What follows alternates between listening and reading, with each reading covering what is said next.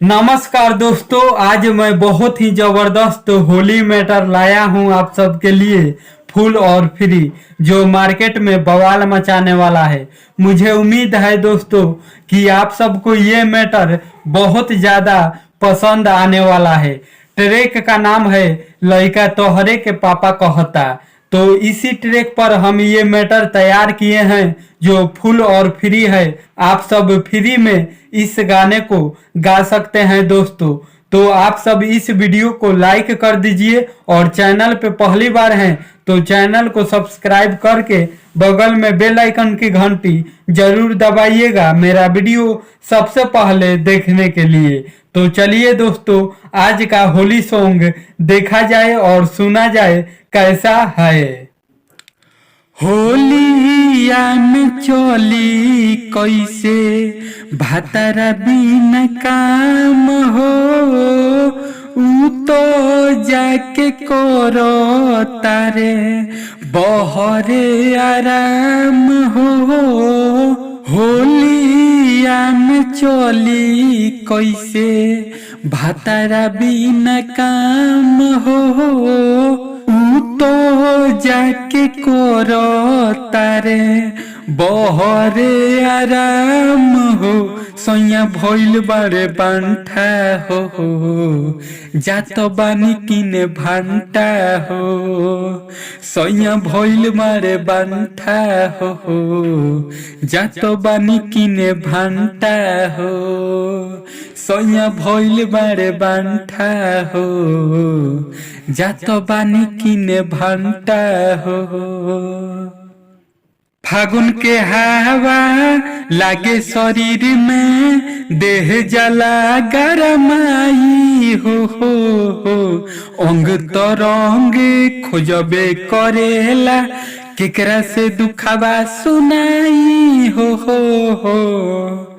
फागुन के हवा लागे शरीर में, देह जला गरमाई हो। अंग तरंग खोजबे करेला, केकरा से दुखवा सुनाई हो।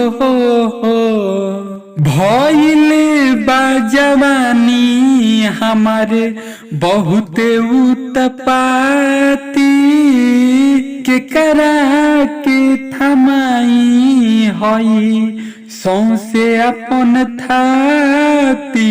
इ तो जानता वे जानता हो, जात बानी किने भांटा हो। सोया भइल बारे बांठा हो, जात बानी किने भांटा हो। सोया भइल बारे बांठा हो, जात बानी किने भांटा हो। जाइब बजरिया देहब नमरिया, लेहब बड़े बड़े गानवा हो। उहे बयास आपन पियास, उहे बुझाई सजनवा हो। जाइब बजरिया देहब नमरिया, लेहब बड़े बड़े गानवा हो। उहे बयास आपन पियास, उहे बुझाई सजनमा हो। होलिया के बाद में करब काया के, होई कारा के से बोला रुपिया कमा के। तू ही लई हो पाछे डांटा हो, जात बानी किने भांटा हो। सोया भइल बारे बांठा हो, जात बानी किने भांटा हो। सोया भइल बारे बांठा हो, जात बानी किने भांटा हो। तो कैसा लगा दोस्तों आपके भाई का ये होली सॉन्ग, कमेंट करके जरूर बताइएगा। अगर सॉन्ग अच्छा लगा है तो वीडियो को लाइक करना ना भूलिएगा दोस्तों। और चैनल पे पहली बार हैं तो चैनल को सब्सक्राइब करके बगल में बेल आइकन की घंटी जरूर दबाइएगा मेरा वीडियो सबसे पहले देखने के लिए। तो मिलते हैं दोस्तों अगले वीडियो में नए हिट गीत के साथ। तब तक के लिए नमस्कार, बाय बाय, जय हिंद दोस्तों।